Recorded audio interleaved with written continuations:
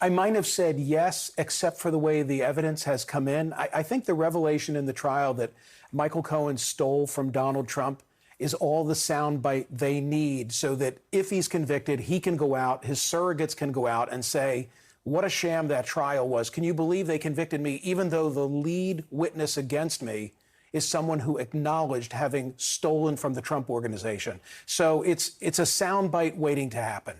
So if you're a federal prosecutor right now, if you're Jack Smith, oh man, if you're Merrick Garland and you're watching this transpire, what's going on? I think you're having conniptions. I said it when Alvin Bragg was the first to bring an indictment. I said, this is going to poison the well. This will be the impression that's created for Americans in all the indictments to follow, if there are other indictments. And you just have to believe that Jack Smith is watching this unfold, hoping that he gets a shot before Election Day. In all likelihood, he won't. But I think this has cast the die for the perception of Americans. In what sense? I mean, you're implying also that the Jack Smith case is a stronger case. So if the evidence is there, I absolutely am. If the evidence is there for Jack Smith, it shouldn't matter what happens in New York. It shouldn't matter, but I think that the perception among many is that here's Donald. Well, let me quote Fareed Zakaria.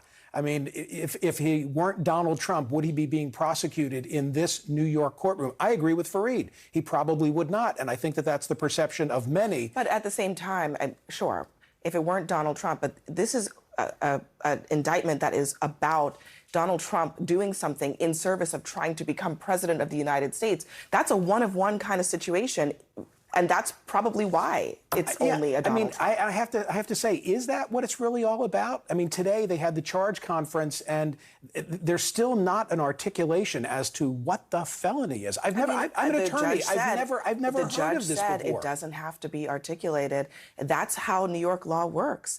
The jury just has to find that there was a crime. They don't have to say which one it is. They don't have to say that it was committed. They just have to believe to find that there was a crime committed. I know that you're right on the law. It still doesn't make sense to me. I'm an attorney. I tried cases for more than 10 years. Donald Trump name-checked me a week ago today because I made that observation on radio. I'm not here to carry his water. But there's something wrong with that you can sit there for a month-long trial without any clear understanding of what's the crime that I'm defending myself against. I'm troubled by that. So if this is a hung jury... Right.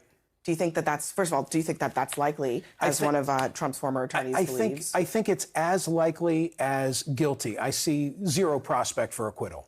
All right. Michael Smerconish, great to see you. Thank you, Abby. Thank you for having me.